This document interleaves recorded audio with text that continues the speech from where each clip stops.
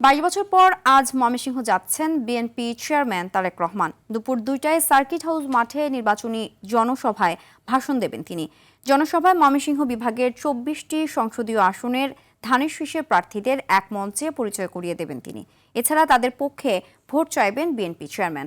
দলকে বিজয়ী করতে দিক নির্দেশনা দেবেন আগামীর পথ চলায়। ময়মনসিংহের জনসভা শেষে ঢাকায় ফেরার পথে তারেক রহমান আরও দুটি কর্মসূচিতে অংশ নেবেন। সন্ধ্যা 6টায় গাজীপুরের রাজবাড়ী মাঠে এবং সন্ধ্যা 7টায় রাজধানীর উত্তরা আজমপুর ঈদগাহ মাঠে নির্বাচনী জনসভায় বক্তব্য দেবেন তিনি।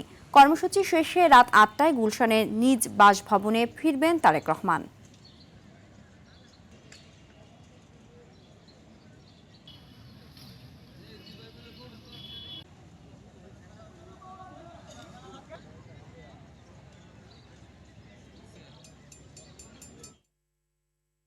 এই বিষয়ে আরো জানাতে ময়মনসিংহ থেকে সরাসরি যুক্ত হচ্ছেন সহকর্মী মোজাম্মেল খোকন। মোজাম্মেল, ময়মনসিংহে তারেক রহমানের আগমনকে কেন্দ্র করে প্রস্তুতি কেমন দেখছেন? এছাড়া জানাবেন নিরাপত্তা ব্যবস্থা কেমন আছে ওখানের? সিনথিয়া, বেলা 2টায় এই আমার পেছনে যে মঞ্চটি রয়েছে সেই মঞ্চে কিন্তু তারেক রহমান এখানে বক্তব্য দেবেন।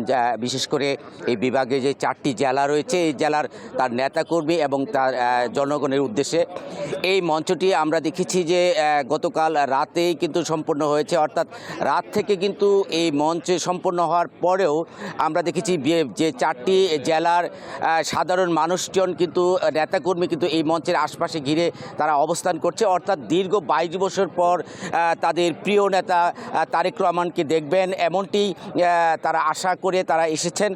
আমরা দেখেছি যে এই মঞ্চের আশেপাশে যে নিরাপত্তার বলয় সেই নিরাপত্তার বলয়টি কিন্তু কঠোরভাবে নেওয়া হয়েছে, অর্থাৎ এই মঞ্চের আশেপাশে কিন্তু আপনার বিভিন্ন আইন শৃঙ্খলা রক্ষাকারী বাহিনী নিয়োজিত রয়েছে এবং তারা কিন্তু যেমনটি বলছেন যে কোনো ধরনের নাশকতা যেন এখানে না হয় সেই বিষয়টি তারা নিশ্চিত করেছেন।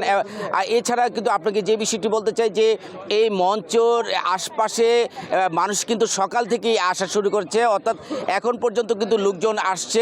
তো এই মঞ্চের আশপাশে এই মঞ্চটি কিন্তু 64 ফিট লম্বা এবং 40 ফিট প্রশস্ত। এই মঞ্চটিতেই তারেক রহমান এখানে বক্তব্য দিবেন এবং এই যে বিভাগের 4টি জেলা, এই জেলার যে ধানের শীষের যারা প্রার্থী রয়েছেন তাদেরকে এই মঞ্চ থেকে পরিচয় করিয়ে দেওয়ার কথা রয়েছে এবং তিনি এই নির্বাচনকে কেন্দ্র করে ত্রয়োদশ জাতীয় সংসদ নির্বাচনকে কেন্দ্র করে যারা এই প্রার্থী রয়েছেন এবং যারা নেতাকর্মী রয়েছেন তাদেরকে দিক নির্দেশনামূলক বক্তব্য এই মঞ্চ থেকেই দেওয়া হবে।